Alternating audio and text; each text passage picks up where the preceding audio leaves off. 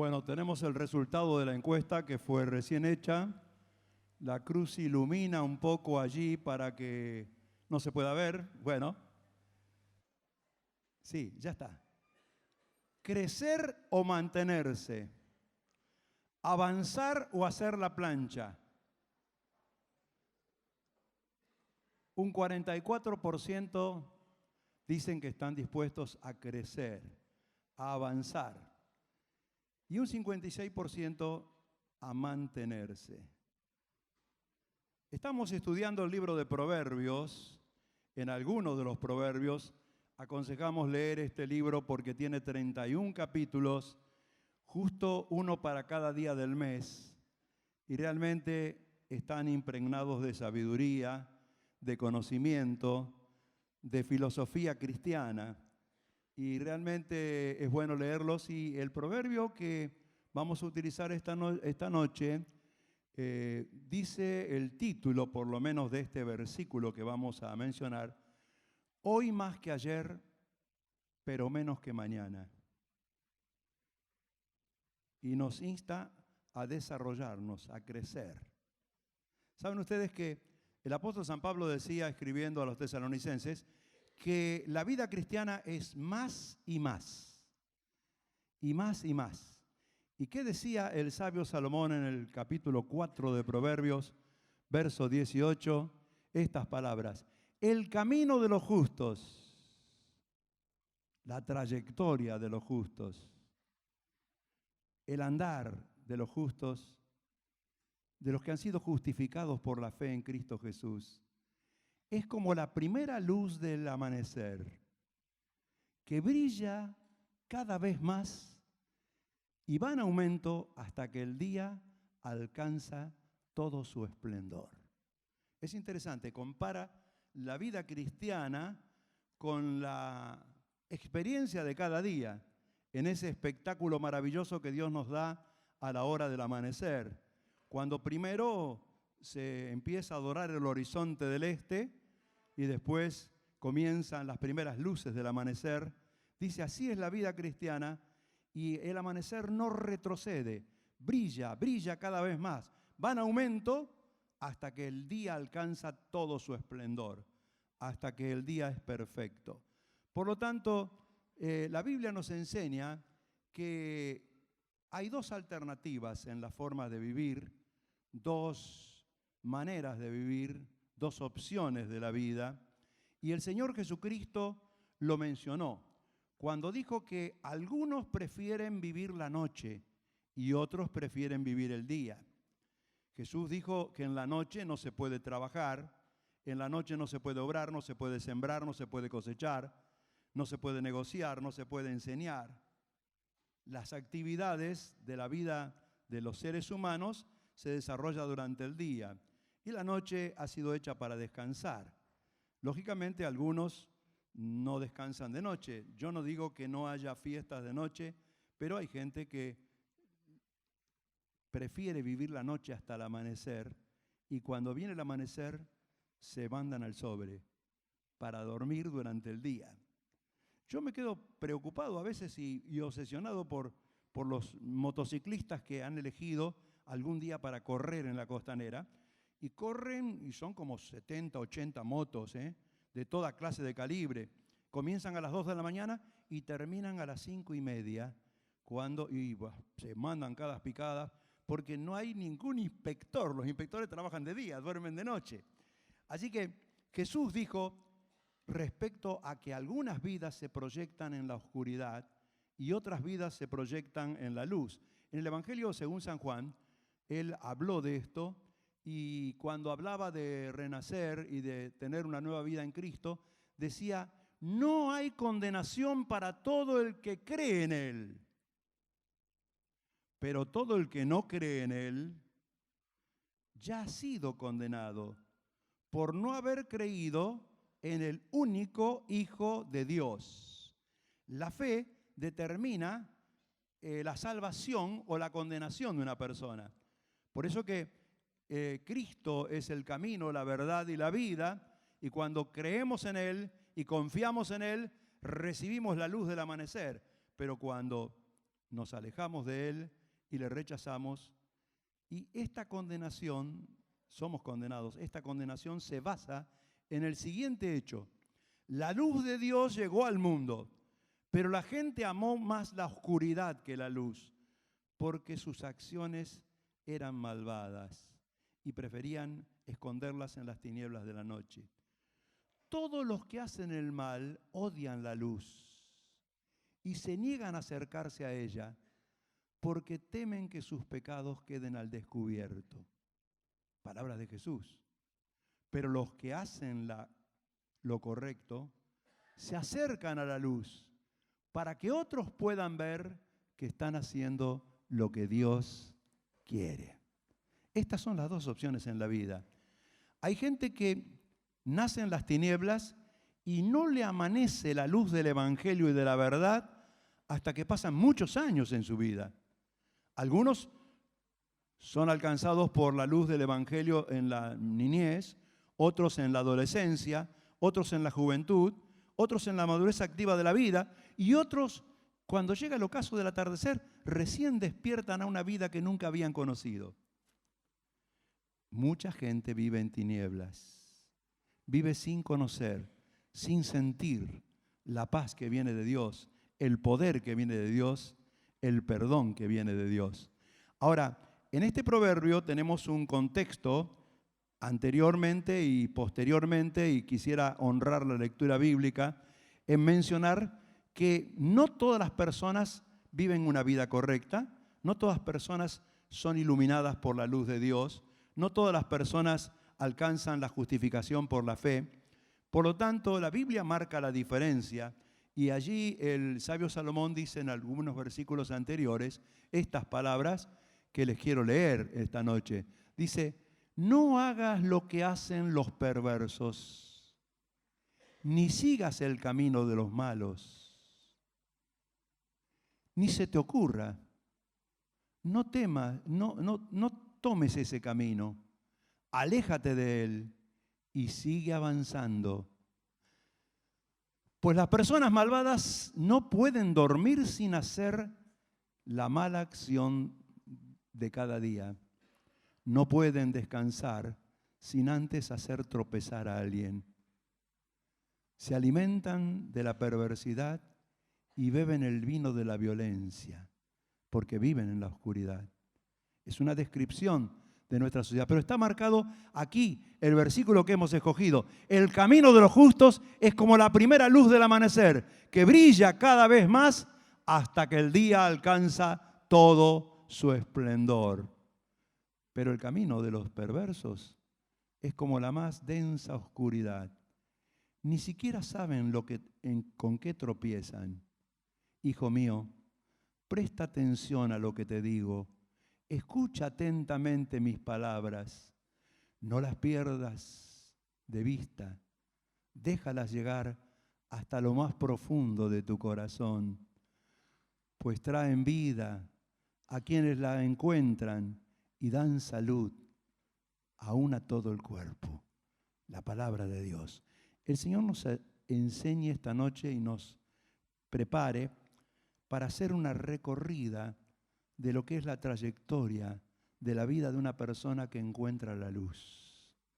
Como dice la descripción del proverbio, la primera alternativa que se marca es en el camino de los justos la luz del amanecer, la alborada de la conversión. ¿Quién ha visto el amanecer? ¿Alguna vez? Lo hemos visto viajando de noche en un colectivo, cómo se empezaba a dorar el horizonte si es que estábamos viajando con la ventanilla al este, si no, no lo veíamos. Tal vez lo vimos alguna vez viajando en avión, tal vez lo vimos alguna vez en el campo. En la Setúbal se ve todas las mañanas el amanecer. Primero, el horizonte aparece con las primeras luces del alba dorado, hasta que asoman los primeros rayos del sol. Así es la vida de una persona cuando de repente se confronta con la verdad, cuando la palabra de Dios lo ilumina, cuando llega a comprender que Dios lo quiere, que Dios lo ama, que Dios quiere nuestra felicidad, que Dios quiere que nosotros seamos felices y que lo que perturba nuestra vida y que debemos comprender es que somos desobedientes a Dios por naturaleza. Somos pecadores. ¿Qué significa la palabra pecado? Significa errar el blanco. Significa despistarse, salirse de la órbita de Dios, errar el camino. El pecado ha ensombrecido la vida de las personas y los mantiene alejados de Dios.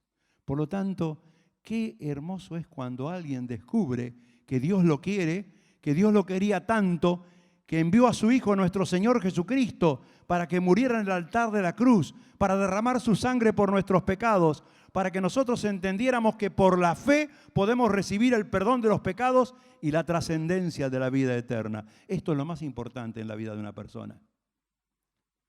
No es importante cualquier otro logro si no se ha alcanzado la alborada de la conversión, se vive todavía en tinieblas. ¿Y qué es la fe? La fe es reconocer en primer lugar, es confiar en segundo lugar y es entregarse en tercer lugar. Yo a veces he explicado que la fe es como aquel chiquito de 1 año y medio que recién da sus primeros pasos y es colocado sobre una mesa y si no reconoce a la persona que lo va a recibir en sus brazos, no se tira. Tal vez la reconoce, pero no confía si no es papá o mamá y no se tira. Si reconoce y confía, se entrega en los brazos de su mamá o de su papá. Así pasa con Dios. Si no reconocemos que Dios nos ama, que todos somos pecadores, que Cristo murió en la cruz por nuestros pecados, y si no nos confiamos en Dios, no podemos rendirnos. No es cuestión de reconocer que algo es cierto. No es cuestión de reconocer que Cristo nos amó tanto que murió en la cruz. La mayoría de las personas lo saben y lo reconocen, pero no confían en Dios. Confían en muchas otras alternativas, en muchas otras creatividades e intentos de la mente humana, pero no confían como para entregarse al Señor. Lo más importante es que la vida resplandece cuando uno se entrega a Cristo. ¿Será que todos los que estamos aquí esta noche vivimos esa experiencia alguna vez? ¿Recordás el día en que el Señor te iluminó, que sentiste la carga de tus pecados y te entregaste a Él? Pero hay una segunda experiencia. Cuando uno contempla el amanecer, de repente parece que el sol sale, pero algunas nubecillas de la madrugada enturbian la salida del sol.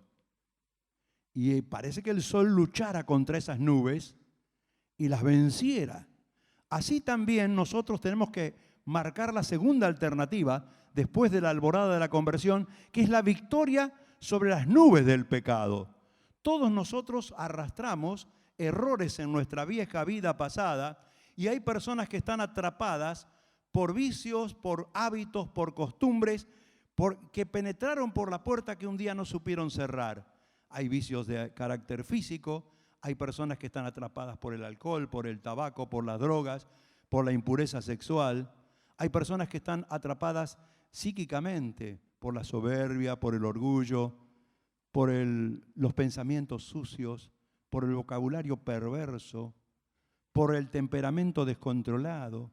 Hay personas que están atrapadas espiritualmente por fanatismo, por ideologías que han abrazado en lugar de Dios y viven para esas ideologías, fanáticamente luchan, están dispuestos a exponer su vida por esas ideologías. Otros sienten una morbosa atracción hacia el esoterismo, hacia la brujería, el curanderismo, las fuerzas satánicas de oscuridad y el despliegue de los demonios. Hay vidas atrapadas. Y cuando uno experimenta la alborada de la conversión, tiene que vencer esas nubes que vienen de la vieja vida pasada, tiene que vencer el pecado. Y el Señor nos capacita para vencer el pecado. Ustedes saben que el pecado tiene una herramienta tremenda que Satanás utiliza, que es la tentación. La tentación es la seducción a hacer cosas que nos van a dañar en nuestra vida. Y la tentación es algo que debe ser resistido. Yo siempre explico que una pelea de box tiene rounds y cada round dura 3 minutos. 3 minutos en que tenemos que confrontarnos con un enemigo que quiere destruirnos, que es más poderoso que nosotros y que nosotros tenemos que hacer juego de cintura y caminar muy bien el ring y no dejarnos arrinconar contra las cuerdas para que no nos mande a la lona con una piña, porque la tentación dura 3 minutos y hay que resistir los 3 minutos. Ahora, ¿cómo podemos resistir sin abrazarnos al Señor? Dice el apóstol Santiago, ustedes cuando son tentados, sométanse a Dios, sujétense a Dios, resistan al diablo y él huirá de ustedes. No tendrán que correrlo, no tendrán que expulsarlo, él escapará. Vendrá por un camino y huirá por 7 caminos despavorido, cuando nosotros tenemos la intención de resistir.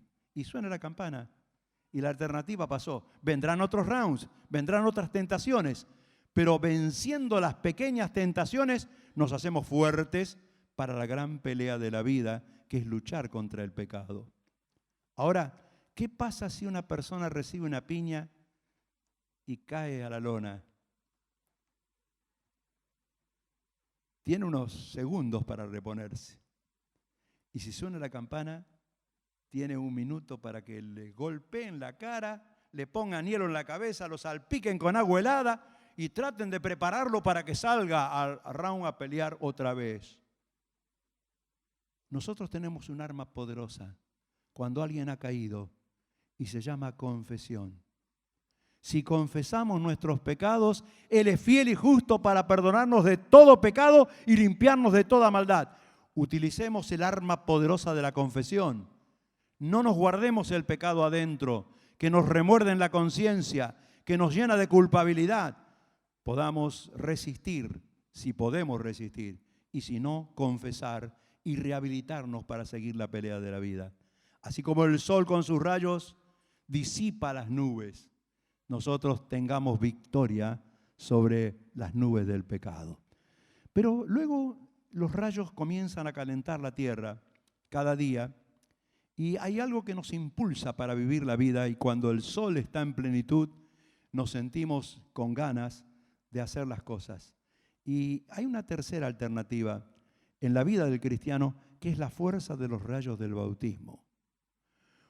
Jesús mandó que todos los que experimentaban la alborada de la conversión fueran refugiados en una ordenanza que Él dejó, un ritual que Él dejó, que tiene gran poder, que es el bautismo. No tiene nada que ver con el bautismo de los chiquititos cuando son presentados en una iglesia, sino que tiene que ver con el bautismo voluntario de alguien que sabe que han sido perdonados sus pecados y decide ser bautizado en el nombre del Padre, del Hijo y del Espíritu Santo. Hay gran poder en el bautismo. El apóstol Pedro dice que este bautismo nos salva. No es que nos limpia los pecados. Hay una sola cosa que limpia el pecado y es la sangre de Cristo. No es que nos salva para la eternidad. Hay una sola cosa que nos salva para la eternidad y es la alborada de la conversión. Pero nos salva en cuanto a la vida. Nos ayuda a salvar la vida porque nos refugiamos en el poder de la resurrección del Señor Jesús, quien emergió de la tumba, y así como emergemos nosotros del agua del bautismo, siendo bautizados en el nombre del Padre, del Hijo y del Espíritu Santo, hay gran poder porque Jesús no mandó ningún ritual, ninguna ordenanza que no tenga poder sobre nuestra vida. Por lo tanto, recordás el día que te bautizaste, confesaste con tus labios que Jesús era tu Señor y tu Salvador, porque te amaneció la alborada de la conversión. Ahora tal vez aquí esta noche haya personas que se han convertido al Señor, pero que todavía no son bautizados en el nombre del Padre, del Hijo y del Espíritu Santo. Y la Biblia nos manda no solamente que cumplamos con este mandamiento, nos manda a que experimentemos el poder de la resurrección de Jesús, porque no es algo casual ni sin importancia cuando somos sumergidos en el agua en el nombre del Padre, del Hijo y del Espíritu Santo. Hay poder en la resurrección de Jesús. Hay una cuarta alternativa y es la mañana de la fidelidad. Cuando el sol se ha establecido en nuestra vida, cuando ya las nubes han sido disipadas y podemos vivir la fidelidad al Señor. ¿De qué depende la fidelidad? Depende del poder de la palabra de Dios. No es lo mismo tener Biblia que no tenerla. No es lo mismo leerla que no leerla. No es lo mismo aprenderla que no aprenderla. La Biblia es el GPS de la vida del cristiano y nos ayuda en el impulso de nuestra fidelidad al Señor. Hay otra práctica en la fidelidad del cristiano que es la oración, la plegaria, la súplica, el rezo, como quieran llamarlo. Es cuando nosotros nos comunicamos con Dios. Dios se comunica a través de nosotros a través de la Biblia, objetivamente. Pero también nosotros podemos comunicarnos con Dios cuando nos elevamos en una plegaria. No es lo mismo orar que no orar. No es lo mismo encomendar el día al Señor que salir a la deriva. El Señor quiere que seamos fieles, que seamos cristianos que practicamos la Biblia y la oración. Ahora bien, no es lo mismo congregarse que no congregarse, porque hay una bendición tremenda en la fidelidad de la vida congregacional. Cuando la gente se reúne en un templo, en una parroquia, en una congregación, puede disfrutar de la alabanza a Dios, porque la alabanza a Dios, dice el salmista, es en medio de la congregación de los creyentes. Cuando suena la música, cuando se elevan los cánticos de alabanza, cuando puedo unir mi canto a otras personas que comparten la misma fe conmigo y puedo canalizar al trono de Dios mi adoración. Puedo adorarle, reconocerle, engrandecer su nombre. Puedo escuchar la palabra de Dios, que siempre me alimenta, que siempre me despierta el alma. Puedo responder al llamado de la palabra de Dios. Es una práctica de fidelidad. Cuando alguien decide entregarse al Señor, cuando alguien decide bautizarse o cuando alguien decide encomendar al Señor sus problemas y sus necesidades. Por eso en todas las reuniones hacemos un llamado en el cual no exponemos a la gente.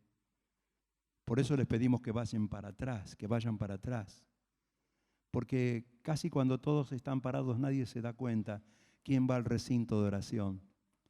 Pero hay hermanos y hermanas que con los brazos abiertos, con un corazón abierto, con una mente dispuesta, van a estar allí para recibirte. Y eso es una práctica sana de la fe. También es una práctica sana de la fe el hecho de tener comunión con el Señor y con los hermanos. En nuestras reuniones tenemos comunión con el Señor por otro ritual que el Señor dejó, que llamamos la mesa del Señor o la cena del Señor. Los católicos le llaman misa porque lo dicen en latín, pero es la mesa del Señor con dos elementos tan sencillos como pan y vino que nos recuerdan el cuerpo del Señor Jesús y el vino, la sangre que fue derramada en la cruz. ¿Saben que esto no es tampoco lo mismo participar que no participar? No es lo mismo participar conscientemente que participar inconscientemente. La Biblia nos enseña que en este acto Jesús quiso que lo recordáramos a Él, que echemos una mirada al pasado y podamos revivir la escena de la cruz, cuando Él se dejó crucificar por nosotros, cuando Él entregó su vida por nosotros. Eso es parte de nuestra fidelidad al Señor, mirar al pasado, pero también mirar al presente y mirar hacia adentro del corazón Porque la Biblia dice, examínese cada uno a sí mismo antes de comer del pan y de beber de la copa. No lo hagas apresuradamente, no lo hagas inconscientemente. Que haya siempre un tiempo para revisar nuestra vida, confesar nuestros pecados y hacerlo con toda conciencia. Porque cuando lo hacemos, adoramos al Señor, cerramos nuestros ojos por un momento, le reconocemos que Él es grande, que nos ha recogido, que nos ha permitido vivir la gloriosa vida de los creyentes. Y también nos proyectamos hacia el futuro, porque esto es una mesa de campaña, aquí en la vida transitoria, pero vendrá un día en que estaremos para siempre con Él. Por lo tanto, dice que Jesús indicó que esta celebración se hiciera hasta que Él venga. Cuando Él venga ya no va a hacer más falta celebrar. Y también es parte de nuestra fidelidad al Señor la comunión con los hermanos, conocernos, saludarnos, bendecirnos, orar los unos por los otros. Qué bueno que es esto. ¿Saben ustedes? Esta semana tuvimos la chance de ir con dos hermanos, con Juan Carlos González y con Miguel Loza, a visitar al hermano Oscar Villaverde. Oscar Villaverde hace 32 años que es miembro de la iglesia. Toda su familia se congrega aquí, también su hermano y la familia de su hermano. Está pasando un momento muy difícil. Lo vi muy delgadito, le hicieron rayos, le van a hacer quimioterapia. Trabajó pintando autos toda su vida sin máscara. Y está padeciendo una cruel enfermedad. Pero la sorpresa cuando llevamos la cena del Señor a Él es ver el fluir de la mañana de la fidelidad. Por poco no nos animó Él a nosotros. Está entusiasmado, ama al Señor, está seguro en el Señor, no teme a nada. Y fluye y me dijo, cuando prediques el domingo, manda un saludo a toda la congregación de mi parte. Gracias por sus oraciones. Estoy bien y yo oro por ellos también. Qué lindo que es la fidelidad. Pero hay más, hay otra alternativa. El mediodía, cuando el día es perfecto, cuando el sol cae sobre la tierra, el mediodía de la plenitud, el mediodía del glorioso momento en que el sol se muestra con todo su esplendor. Y esto nos habla de plenitud de vida en Cristo. Dios no quiso que nosotros seamos personas que vivamos estancados, sino que crezcamos y que podamos crecer en la virtud y en el poder del Espíritu Santo. Tenemos una fuerza dentro de nosotros que mueve como una dinamita todo el universo. Dios está en nosotros por su Espíritu Santo. Ese Espíritu genera en nosotros una sensación de amor, una sensación de paz, una sensación de alegría, una sensación de paciencia, de sensibilidad frente a los demás, de humildad, de fe, de autocontrol, de dominio propio. ¿Saben ustedes que no hay sensación más hermosa que sentir la plenitud del Espíritu Santo? Por eso San Pablo dijo un mandamiento precioso: no se estimulen con ninguna otra cosa, porque cualquier estimulante químico tendrá efectos pasajeros. Estimúlense con el Espíritu Santo de Dios y se van a sentir plenos, llenos de la bondad de Dios. ¿Saben? Pedile al Señor: Señor, lléname con tu Espíritu Santo. Si tenés esa necesidad, si necesitas que un hermano ore por vos para que seas lleno del Espíritu Santo, no dudes esta noche de hacerlo. No hay nada más hermoso que la plenitud de Dios, cuando el día ha llegado a su perfección. ¿Saben ustedes que realmente no hay sensación más hermosa que pueda transformar la vida de una persona? Estaba con el gobernador Lischip, con alguno de sus ministros, y me preguntó por qué los cristianos evangélicos son tan fieles? ¿Por qué donde no llega la policía, donde no llega la ambulancia, donde no llegan los punteros políticos, llega el testimonio del Evangelio? Y le digo, muy sencillo, porque no tenemos una religión. Como dice el libro de Fernando, que lo recomiendo, tenemos una relación con Dios. Y el Espíritu Santo inunda nuestras vidas. Hay gente que ha llegado con la vida destrozada a la iglesia, destrozado el matrimonio, destrozado en sus afectos, en su economía. Pero amaneció la gloriosa alborada de la conversión y siguió todo el proceso de Dios. Y vimos cómo sus vidas cambiaron, cómo sus rostros rejuvenecieron, cómo la sonrisa aflora cuando los saludamos, cómo la pobreza quedó atrás, cómo llegaron un día en bicicleta, cómo después se compraron una moto, cómo después se compraron una catramina o un autito antiguo, cómo después se construyeron su casita. Hermanos, Dios es vida y Dios quiere nuestro bien y Dios quiere la plenitud de cada uno de nosotros. Por eso, sin asistencialismo, cuando confiamos en el Señor, Él nos bendice por más que los tiempos sean difíciles. Pero tengo que terminar, si no me van a bajar de un ondazo. Tengo que terminar y tengo que decir que la vida también llega en su plenitud a la gloria del atardecer. El atardecer de la esperanza. ¿Han visto el amanecer? ¿Han visto la gloria del amanecer? Tengo una casa que mira al este, entonces veo el amanecer. Pero créanme que la gloria del atardecer se ve más en el este que en el oeste. Porque los últimos rayos del sol, cuando ya se ha inclinado, se proyectan en las alturas. Y uno puede ver en la copa más elevada de los árboles la gloria de los rayos del sol en el atardecer. Cuando ya ha caído la noche, pero todavía los últimos rayos iluminan los árboles más elevados, o las nubes que están en el este se iluminan como arreboles, mostrando la gloria del atardecer.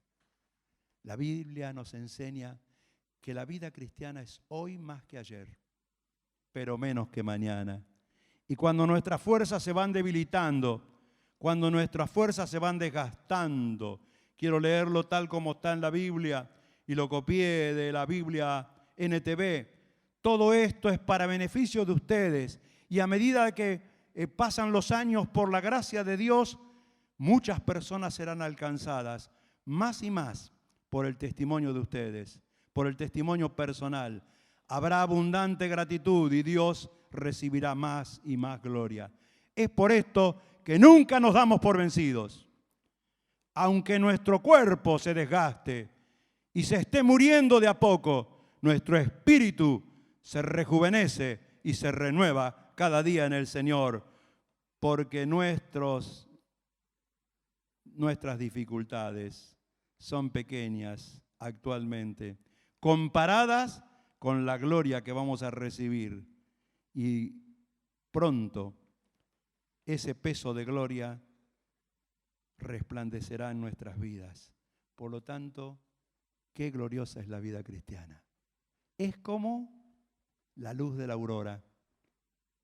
El versículo lo repetimos antes de orar. El camino de los creyentes, de los justos, de los justificados por la fe, es como la primera luz del amanecer, que brilla, que va en aumento cada vez más, hasta que el día alcanza todo su esplendor. Oramos esta noche. Señor, te pedimos humildemente que podamos vivir este proceso, Señor. Tal vez algunos de los que están aquí esta noche tienen que tomar la decisión de entregarse a ti, de confiar en ti, de rendirse en tus brazos. de confesar sus pecados y recibir su perdón, Señor, para que se produzcan las primeras luces del alba, para que experimenten la conversión a Cristo Jesús, para que el Espíritu Santo venga a sus vidas, para que comiencen a vencer todos los obstáculos y todas las nubes del pecado que nos rodean, para que puedan resistir, para que puedan confesar, para que puedan vivir tomando decisiones como la decisión de ser bautizados en el nombre del Padre, del Hijo y del Espíritu Santo, para que puedan vivir la mañana gloriosa de la fidelidad a ti, congregándose, disfrutando de las experiencias espirituales, para que puedan iluminar a otros, para que alcancen la plenitud, el sentir glorioso, el fervor y el fuego del Espíritu Santo en nuestras vidas, Señor. Y para que cuando pasen los años y llegue el atardecer, sea un atardecer de esperanza, de gloria, de luminosidad, de tal manera que podamos pensar que todas las dificultades transitorias son pasajeras y que nada tienen que ver con el gran peso de gloria que nos espera. Gracias, Padre. Gracias. Que en el momento del llamado muchos puedan tomar decisión esta noche. Te lo suplicamos en el nombre del Señor Jesús.